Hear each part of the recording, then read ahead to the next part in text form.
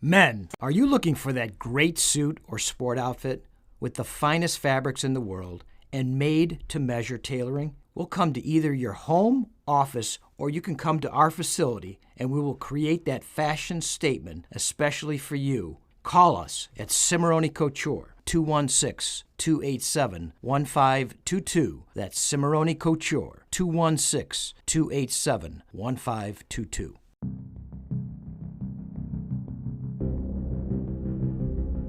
Blood Time, the podcast that speaks to the bond, the emotion between coach and athlete at the interscholastic and intercollegiate level.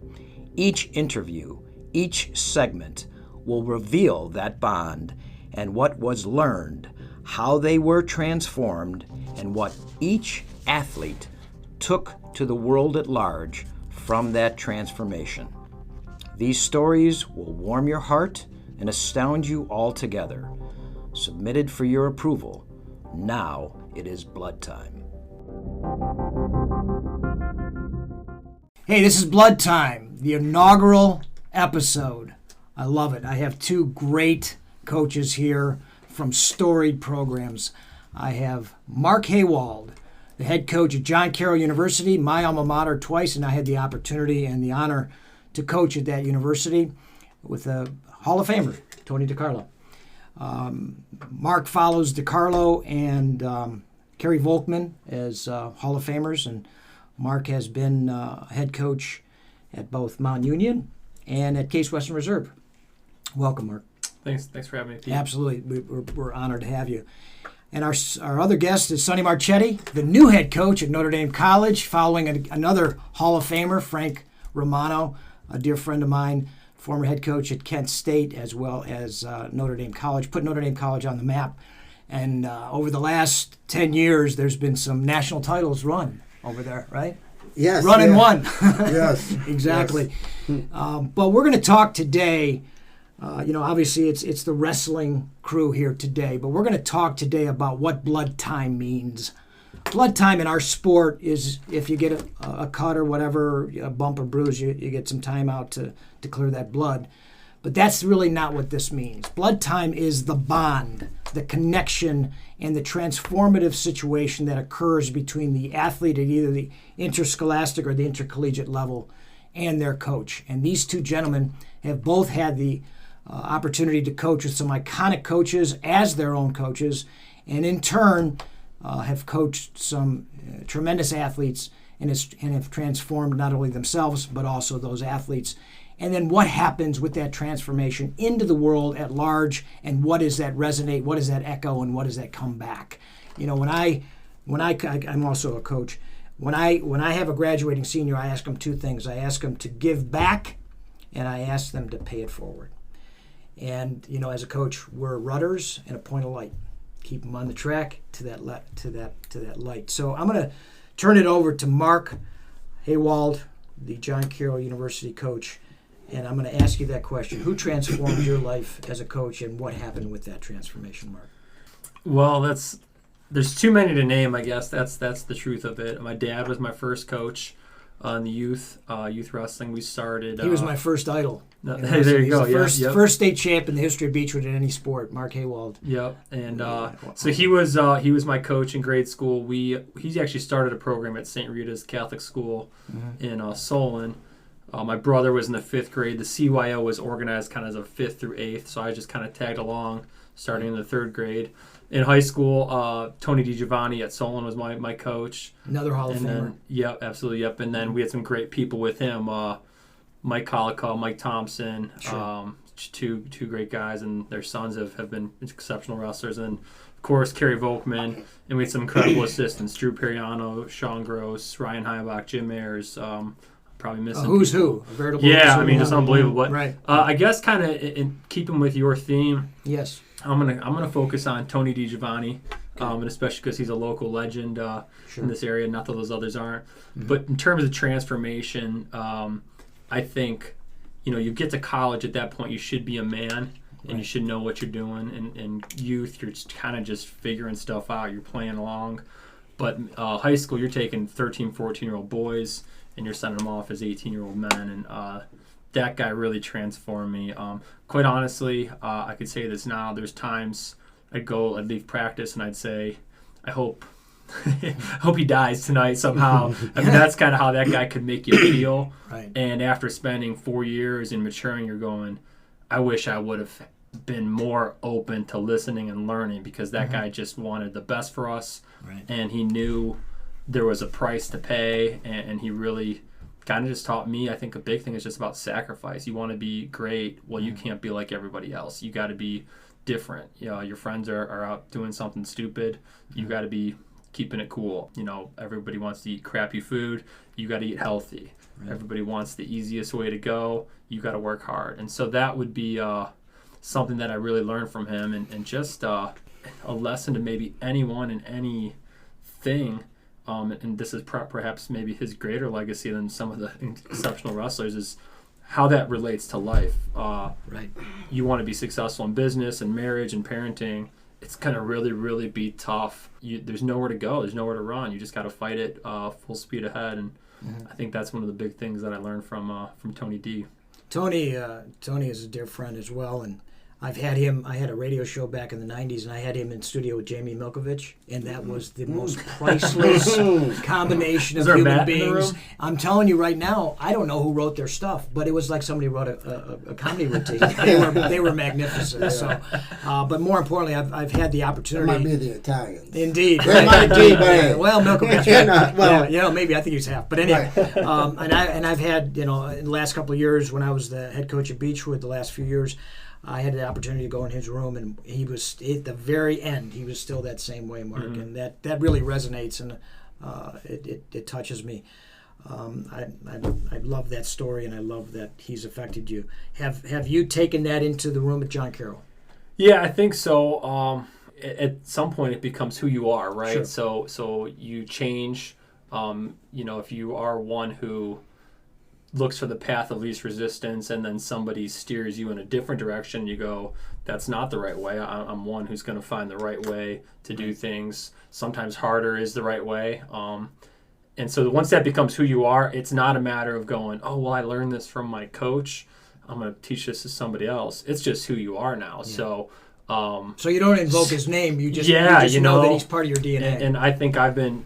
I like that. Yeah, I do. Isn't you that know cool? why? Because it feels more than what you said. Right. It makes sense. Right. Yeah. That it's part of blood. Yeah. And that's, and you have kids too, Sonny, right? Mm-hmm. I have 2 kids. Yeah, I have 2 boys, and to me, that's, I think, more important maybe than knowing how I grew up, more important than maybe what my mom and dad did with me in my house every day, is who they allowed me to be around and not be around, right? The role models, both peers and older people, I think are sometimes more valuable. If my mom and dad told me, hey, do it this way, it's like, whatever, mom and dad. But then you'd have a role model. And in wrestling, we'd have it, right? And I know Sonny was at Walsh when they were unreal. Yeah. They were unreal. And so you walk in there National powers. And you just see this is the way to do it. And but the neat thing about that is the neat thing about that is that now DiGiovanni validates Dad's comments. For sure, yeah. Mom's comments, Absolutely. Right? Yes. And so that third party trusted, almost honored source, it clicks in and it becomes part of who you are. Absolutely, yeah. Yeah, and so I think that's how I am. I try to pass those messages on.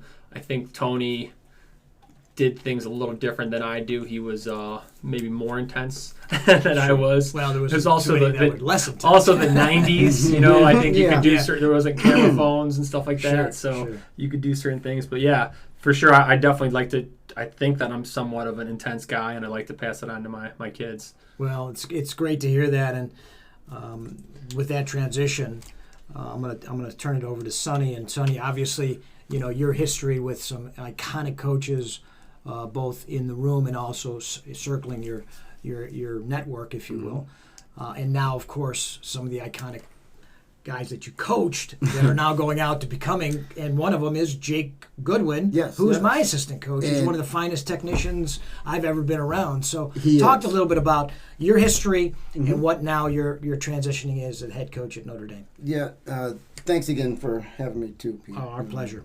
This is awesome. Yes. I just wanted to touch on that DNA thing, though, Sure. if you don't mind, real quick. No. It's like it gets in your blood, right? Like, right. Here we are. Blood time. Yep. And it kind of all circulates. But yeah, I've been, and I really didn't think about it because we've been fortunate being in the area we're in. I mean, we're all been coaches and college coaches and know now that what we had, or we were very fortunate to be in the location we're in. Yeah. Because I don't really understand it until I talk to a kid that I can see he would have fit in with our group. But the story he tells is, I have no partners. I got to drive, hour and a half to find anything, and I might wrestle my coach or this or that, and there again is a coach bond. But yeah, I've been. Well, think about your room at Walsh. Oh my God, right? and I never even look at it like that because they're my friends. Sure. So I'm fortunate, very fortunate. I would say, Bill Barger being one of my first coaches at the Another Akron Hall of Famer. Sure. wrestling program. Icon.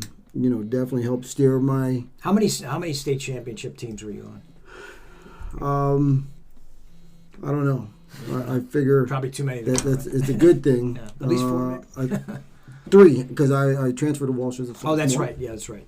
And transitioning to that, I would say probably the foundation, kind of like how Mark was talking about, a foundation that I think if you're lucky enough and you listen, whether it's your wrestling coach or a teacher, you hear a lot of stories of, hey, this teacher changed my life by saying this or made me think differently. Doing that. Evolved my thought. Right. It was a certain person, and for us, it's our coach. It's been my coach. Sure. All my coaches. But Walt Talarchuk, when I had him at North Canton. Hoover? Yeah. Tremendous program. Very short amount of time for me. He spent a lot of time with my older brother, John Marchette, who did really well there. But I spent more just my 8th grade year, my freshman year with him. And the things he did and that I experienced by even seeing that he did with my older brother, like you said, in the summer, he had a camper and fishing and, so guys local. I mean, there was more of a community. Yeah, more of a family feeling. And your family knew their family, and, it kind of was an extension of your family, and that's why I think in wrestling, the global term is family. Yep. For all of us. Right. So, but Walt Talarchuk is definitely, he's the one that even today, if there's a meter to go back to and go to that and then maybe adjust now. Right. That's the meter I go to. So he's your barometer. He is my barometer. Yeah. I think, like you said, am I doing it right? Or like if things come in, like what's your gauge? Yeah. Right. What would Mr. T do? Right. What did he do? Right. How did he think? Even if he didn't do that, I know what he would probably do or want me to do in this situation, maybe more importantly. Right. Even if he wasn't in it or with him, Yep. that guided spirit that they carry on with you is... He's looking over your shoulder. It is. Yeah. And I'm blessed that... In a good way, right? I'm blessed to have that because, I could easily be somewhere else. Yeah. Easily. Yeah. So... by the skin of my teeth and coaches, I've been able to tread that line, and now, maybe more maturely, hopefully, put it all together. That's awesome. And I think that's what I do, and I've learned over time that I think I try to take it all in, and then wrap it all, and once I do that, I'm usually pretty good. And it's interesting. It's interesting, Sonny, because Mark has a situation where John Carroll has a story tradition, and obviously Frank created that tradition. But more importantly, John Carroll has a feel of the athlete or the student that comes in there. There is a John Carroll dude, or you know what I mean, yes, or woman, indeed. right? Yep. Whereas not necessarily with Notre Dame. Notre Dame has more of it's almost like a second chance you. Yeah. And I don't mean that in a derogatory sense. I actually mean that in an uplifting sense. I know what you mean. How does that affect you as a coach? Because you're coming into some guys that are incredibly talented, but may have kind of made a bad decision or two, right? And I'm lucky to be where I am, really being the head coach at Notre Dame, being under Frank Romano, who's, as a coach, he's probably one more that lines up, and those who know him, know him, would think he's more of a low-end genius. Absolutely. I don't want to say that in a disrespectful manner, but if anybody who knows... No, of course, yeah. I want to say like a low genius. Yeah. Because he has... when you think he don't know, man, he knows way more than you even thought. You're like... Well, I like his moniker is trust the process, right? Yeah. So he has a process, and he knows it, and so he sees the vision, right? Yeah. And so I'm sure that may have resonated with you. Yeah, no. You know what? Frank, as a coach, has taught me more than anybody. So I think, when we talk as wrestler-coach, I think myself more the wrestler to the coach. Sure. And now transforming into more the head pillar of the coach now. Right. That role now goes, my meter, one of my meters is Frank Romano. Sure. Because look what he's done. I've been under him for the last 7 years. Right. I tell you what, he does a lot of things right. Yep, he sure does. He does. Yeah. He does a lot of things right. And, and now here's where I'm a more from Walt Talarchuk, my base coach, out of. He taught me, take what that guy does right. Yeah. Keep doing it. Then what he didn't do right, figure out how to make that right. Gotcha. So that's where two coaches kind of come into one in my life. Sure. Right? Sure.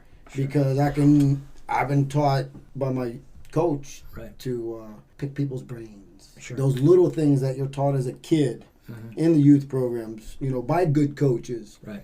That, hey, go out and learn. Well, the mastermind is so you have many minds, right, that you can reach out to. And the thing that I've seen, and I've seen with successful programs, is that, and it's not only successful programs, it's successful families, it's successful businesses, is that you improve on the generation before you, which is key to your point. Mm-hmm. Okay, so I, as a father, I know that you're a father, you're a young father, you're a young father. I'm not a young father. Mm-hmm. I have sons that are in their late 20s, early 30s, but I know for a fact that I've succeeded because they're better people than me.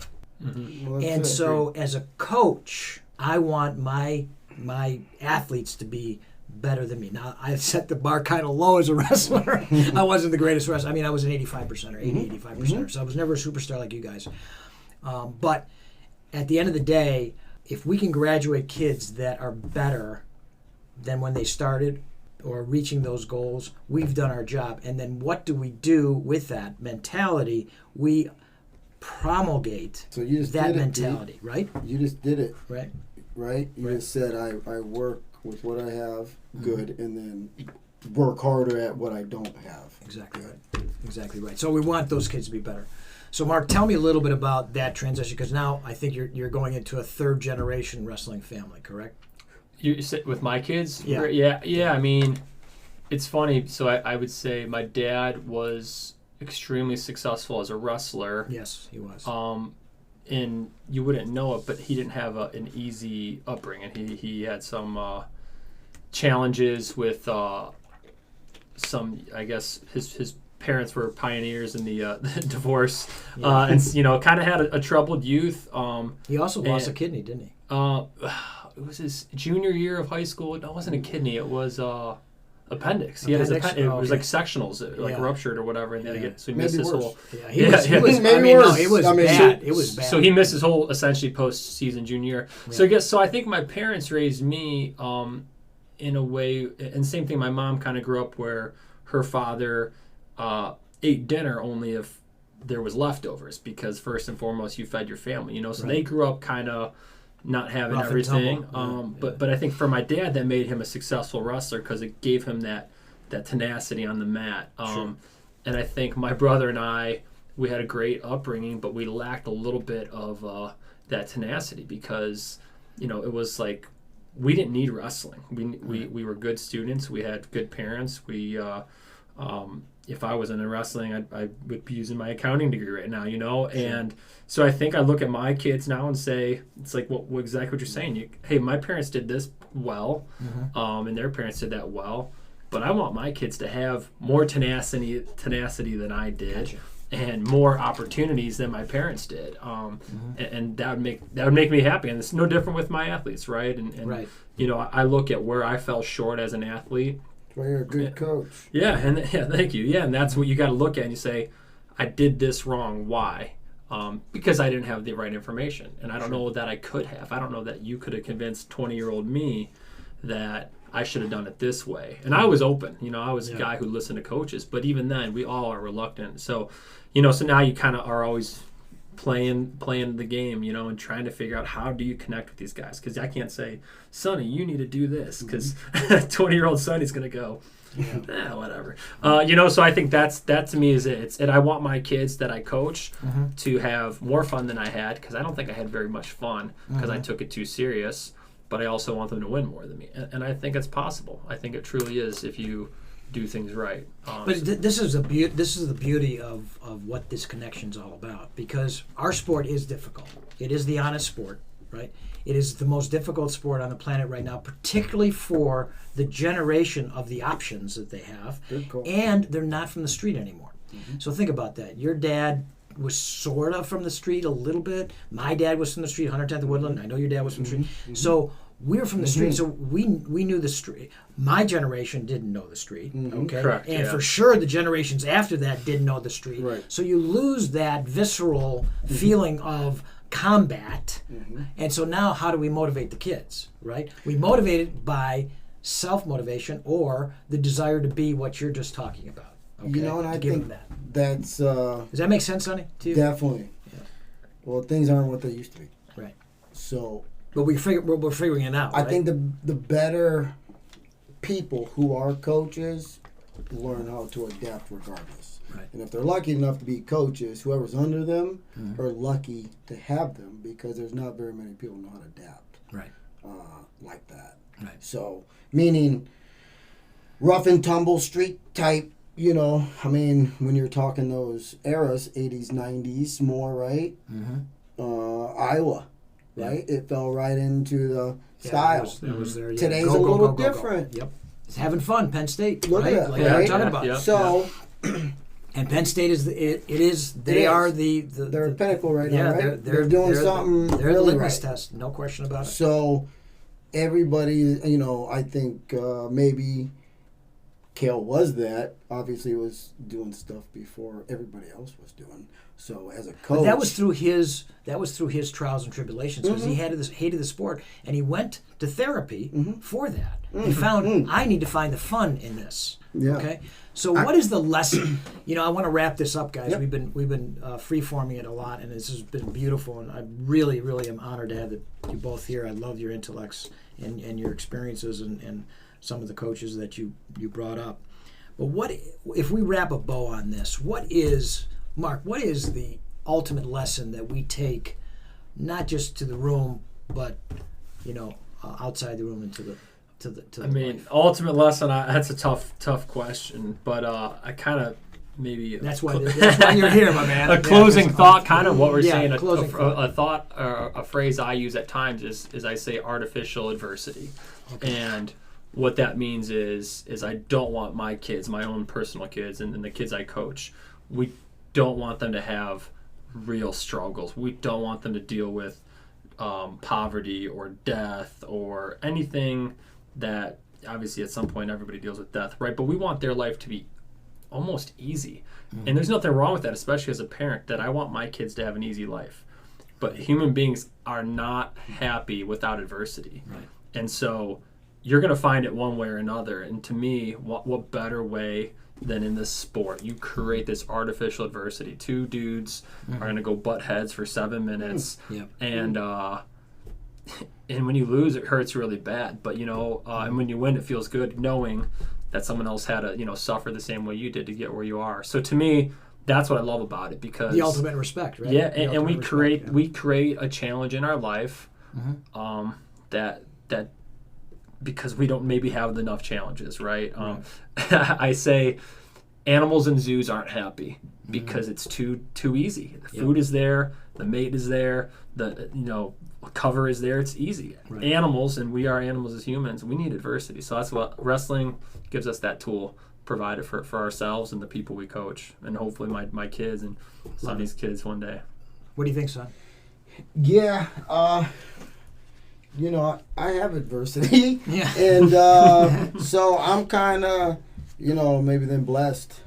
So you're living it, man. Yeah. And you have lived it, yeah. I like that. And I do on an everyday basis. I think you're dealing with a lot of guys like that too, right? And that was, one of the things you said. Whether it's only self-induced or whatever, right? And I think it's only natural by habitat to really be more comfortable with people who are like you. Sure. So when people say, "Oh man, I am a second chance guy," right? I just got my degree a little over a year ago. God bless. That's awesome. Thank you. Yep. And I've had a second chance many times. Adversity, second chance.